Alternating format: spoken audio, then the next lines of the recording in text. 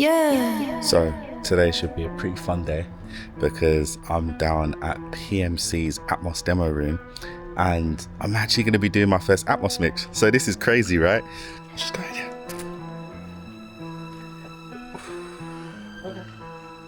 Gloomy neck. Oh my days, bro. I'm not even going to lie. So gassed. This is absolutely so sick. Oh my days, I'm gonna have so much fun in here today. Well, I hope so anyway. Okay, so I asked the question, how am I gonna connect to this computer? Because I didn't think of this, but you say downloads Dante virtual sound card. Dante virtual sound. And what will that basically do then, Phil? So basically what that'll do is that's like a digital, like completely Ethernet based sound card. So you can send music over Ethernet basically to a whole nother system. That's insane. The problem with coming to studios like this, yeah? Because after this, I've got to go back home to my little speakers, bro.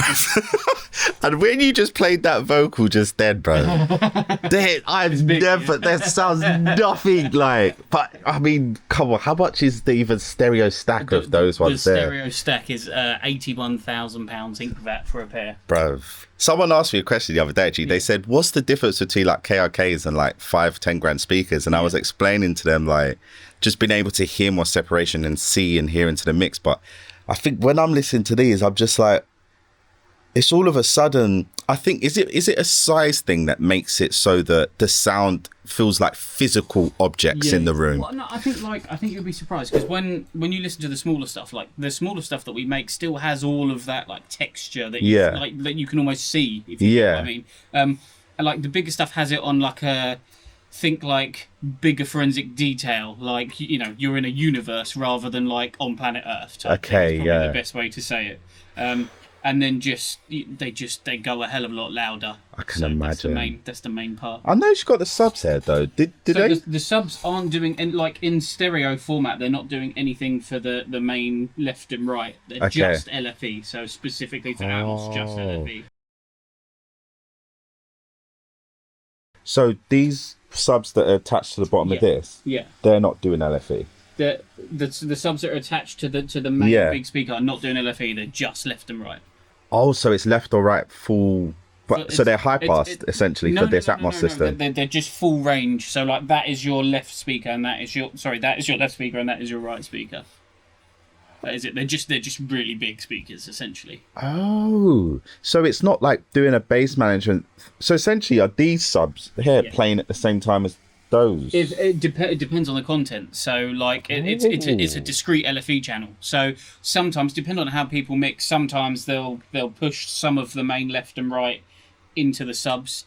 Sometimes it will just be bass. Sometimes it will just be kick drums. It totally depends on how you want to mix. So would that be done via like some kind of, is that like working with stereo width in the low end, or is that literally panning bass to? Totally depends what you want to do. You could do either.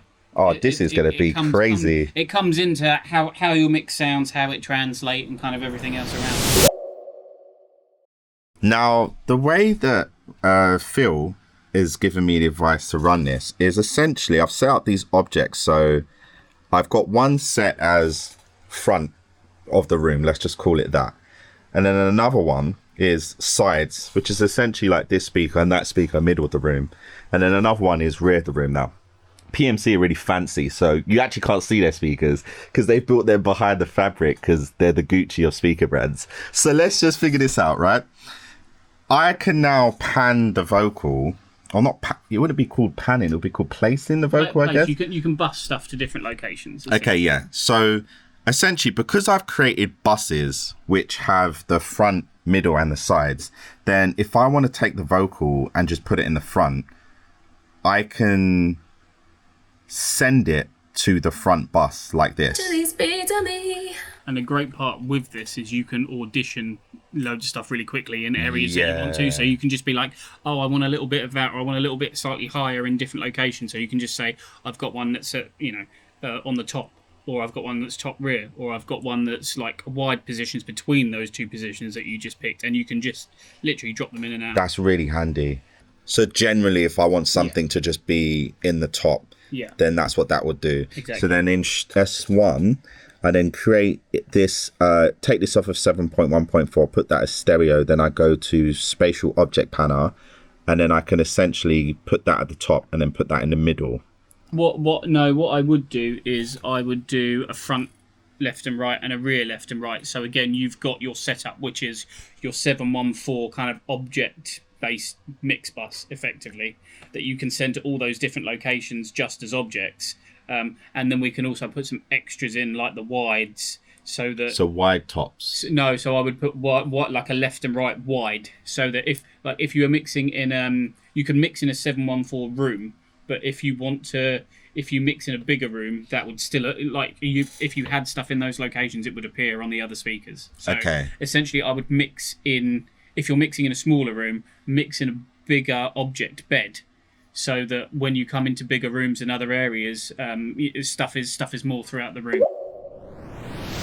So say, for example, if I want a kick drum to come from just everywhere, then I can literally, if I've got all my buses sent, I can just send it to front, sides, rear, and LFE, for example. You can send it everywhere, And then rather than me having to like duplicate the stem and individually send it to, this is so much easier. Yeah. So why don't all DAWs, when you load up an Atmos template, why has it not just got that in there? I don't. I mean, I can't say for Studio One. But like Pro Tools has gotten to a stage now. I think that the thing is it's still such a new technology that people are sort of trying to find their way to mix. And I think, like, there's certain people that have got to an idea of actually this works and it's quite easy to do. And some of those, shout out to Steve Genowick. Okay, man like Steve. But some of those are now implemented into like Pro Tools. That's awesome. So once I've got this set up, I'll just delete all the stems temporarily to save this as a template. Yeah. And then that way you've got it. And if I go into any other room and they've got Dante, because I've installed this Dante virtual sound card, we'll just need to figure out that routing thing. That's it. But once that's done, I can pretty much plug an Infinite cable into my computer, go into a studio, and most of them you're saying are getting Dante now. And just connect. And then mix in Atmos. And just mix in it. So if you've got like a great relationship with someone, you've got a good room, or someone's got an Atmos room, essentially, if I'm someone who's built an Atmos studio that's set up to run on Dante, I could also run a business technically where I hire that out to other mixers. 100%. Because obviously the thing with Dante is Atmos is most people can't afford to buy all the speakers, but they do want to play with it. Completely, yeah. And that's, so if you just add studio hire on top of your mixing fee, you're sorted. Yeah. Okay. Yeah, we can figure this out. The thing is you can work in headphones. You can work in headphones as long as you're checking in rooms. In certified rooms, then you have no problems getting. So because I've got the Apple Beats, and that's why I kind of got them, because I was like, eventually I'd love to figure out how to like translate this. But what is it like going from, if you do a mix on headphones and you then come into the Atmos room? The answer to that is very different. Yeah, they're two kind of separate moving goalposts at the moment. So like you really have to be mixing. You have to be mixing for both. You really have I mean, I've got a pair of AirPod Pros, and like it's great because with the noise cancellation feature, you can just literally pop them on with the whole room still going. Play around with a couple of settings. I don't want that there. I want to move it here, or I want to change whether that's near, mid, far, object wise, and then you can literally just take them on and off and go. Yeah, no, that's better. Oh, actually, it's worse. And so you end up in a bit of a halfway house of going, that sounds better in headphones, but it doesn't sound as good in the room. And you sort of have to play with how that goes. That is crazy. Okay. All right. So let me continue to make these beds. And then I'll probably take your offer of that coffee, to be honest. I'll use all the energy on rooting. So we were just talking about on the DAW when something's coming out the main output, that's always going to channels 1 and 2. But on the sends, we've got the object beds, which we've set up, which is all around the room. So we were just talking about essentially treating it like parallel mixing, but blending in surround elements. So if the main sound's coming out the front, left and right, but then I can then send to the rears, and then it will just blend in an additional signal at the back. Yeah, well, I was just saying as well, like it's basically like parallel mixing. The other thing is you can win loudness without changing your LUFS levels as well. Oh yeah. Because just turn on additional speakers. Exactly. Yeah. That is something. At the moment, I'm just mixing, but what I'm thinking is, at some point, then I'll just bring everything down because I know there's a certain output. Yeah. So you've got to hit minus 18. What do you use in here to monitor that? Because I don't see any metering of any kind. So metering wise, I mean, like there's some really good stuff built into the standard like Dolby renderer. Essentially, is what I'm using. But you can use loads of stuff. Like VisLM's really good as well. What is the other one that I can't remember right now? The question I wanted to ask now is obviously when I was mixing this stereo, I had a massive velocity issue because 40 hertz like really goes for it. Yeah. So obviously I'm doing the whole duck in the kick with the sidechain thing and stuff. Do you find you still have that approach in a Atmos? Because I'm thinking, sometimes for me, like the kick duck in the bass isn't always a decision that's like to make space for frequency, but it's the feeling of the speakers being on the edge. Like you know that feeling of when something's turned up slightly too loud. Yeah. So I'm thinking if I wanted to, essentially when the kick hits, if I wanted to duck the whole room, how would I approach setting up a sidechain to do that? I mean, it's definitely doable. So, I mean, like lots of kind of early ideas on mastering. Atmos was done in a very similar way that you would literally just look at the sidechain and then you would duck off of, off of the stereo even. Okay. So like you could do it that way. You could literally pull it off of the stereo if you. I'll be really intrigued because what I would want is. Because I'm not going into a master bus, I'm not slamming into a limiter. Yeah. I don't want to lose the feeling of that low end kind of. Do you know what I mean? The hype. Yeah.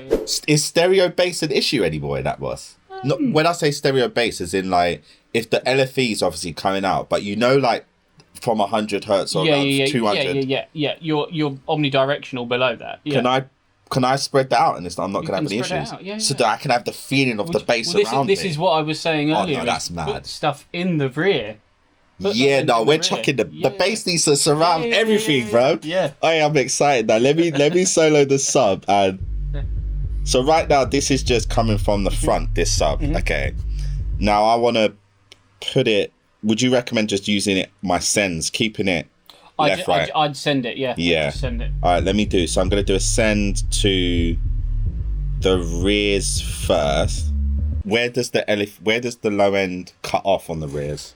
The low end will cut off at probably about 30-ish hertz. On the rears? Yeah. These rears go down to 30 hertz? Yeah. Them flat things you showed me out there? 30 to 40-ish hertz, somewhere around there. What? Yeah. Hey. Okay, so I hear the bass coming out the rears now, but I also, let's whack it out the sides. Let's whack out everything, bruv. So funny enough, when I put the bass out the rears and the sides, and it's also coming out the front, I don't actually like how that sounds. So I'm going to try it out the rears, and I'm going to try it coming out the top mid as well. Why not, bruv?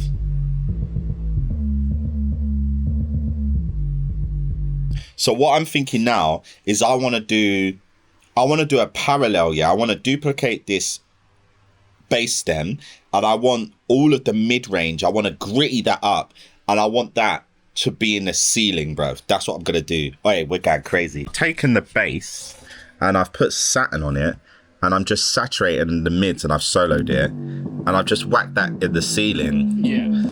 And then I'm going to try and blend that in. I was like, I want the bass to be all around me, but I didn't. When I was chucking low end everywhere, it actually was sounding like less low end than when it was just coming from the front. Yeah. So it's like, I thought, what if I just put different parts of the bass, like treat it like two? You've got low end round the side. So I've got low end in the front and a little low end coming out the rear. Fine, yeah. But then I've duplicated that, and it's only this stem.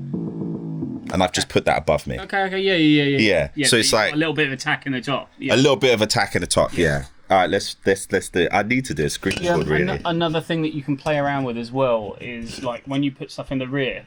This is why if you duplicate the bass stem, that's my one, and you can change change it by a couple of samples, and just see if that slaps better or not.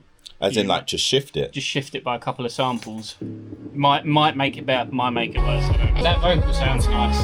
So what I want to do now, the mad idea I got now is I'm just gonna treat this like as if I'm mixing stereo, and then if I run into an issue, I run into an issue. But I'm just gonna put Pro C2 on, and I want to side chain the kick, and I want to Yeah, I want to use the kick to duck the ceiling aggressively. Like I want it to sound like that is just coming in and out. Yeah. So it's almost like what I'm trying to get. It makes sense in my head, but I like to bounce like this on my chair, and I want to reinforce that movement with that. I love hearing like how excited you are. You're like now that you're in the space as well. It's like, mad. I can't. That's what I say. I don't want to go home. I'm going to be talking to our wife, going, "Listen, I know we said we're going to get at home, but this is why we need Atmos." This is mad. Like, but because the thing is, I'm not having to think about phase. I don't understand why the phasing issues aren't a concern when speakers are firing at each other, because how are they not cancelling each other out? And or there is a possibility that can happen. Theoretically, there is a possibility to happen, but you're mixing for the sort of main single point location. Okay, so that is aggressively pumping. I can hear that, and then now I need to figure out a way to balance these all. Because it's going to be dead. Because what I'm thinking is if the low end just plays out how it plays out, but I'm only getting that ducking feeling on the mids of it, that's my thinking. Yeah. But like I said, I've never done it, so I'm just making this up. One thing that you have, stick your stereo reference in as well. What's that mean? Stick your stereo reference in with the stems, and then switch between the two. Oh, okay. So, just discovered something pretty dope. Basically, the way that the panning works is it's panning it around the room as a stereo left and right. Now, what I've done is I've put Echo Boy on and I've put it on ping pong left or right. So as this is panning around the room, that relationship between the left and right ping pong is also moving as well. And what's ended up happening is it just sounds like I did way more advanced panning techniques than I actually did. So I just finished my first Dolby Atmos mix. And you know what? That was actually proper fun. I actually really enjoyed that. And it was nowhere near as difficult as I thought it was actually going to be, because a lot of the difficulty I was able to get assistance with, which was just like how to route stuff out with that many speakers, and obviously the biggest difficulty of all being fronting the cost for the speakers. But thankfully PMC took care of that and let me use their room. So yeah, huge thanks to Phil, man. Honestly, he just let me use the room today to do this mix, and we checked it on the Dolby playback thing, and it plays back fine. Like, it sounds great. Like, I even love it. I think it sounds good. One thing that was a challenge though is when it came to like doing the relationship between how it sounded on the speakers and then how it sounded in the headphone mix. The headphone mix was very interesting, because something might be really loud in the headphones, but then when I went to play it on the speakers, it was really quiet. But a lot of people are saying just prioritize that headphone mix, because that's the way it's mostly going to be consumed. But it was so great not having to worry about peaking, not having to worry about headroom. I was able to be at -18 LUFS, and the dynamics was just so easy to achieve. And I found some little sidechain techniques that helped me to bring in energy and parallel compression with things like Devil Lock and stuff. Overall, man, like, I like it, bruv. I think it sounds sick. If I had more time, I would have gone in more depth, but generally speaking, I'll probably end up doing the Dolby Atmos for the rest of the album. So even though this was my first time, I feel confident after today to be like, yeah, I could do the rest of the album. And then I just need to figure out a way to, of course, whatever I charge the studio hire on top of that. But yeah, man, I'm gonna get some food now. So it's a great day today, bruv. Really enjoyed this one.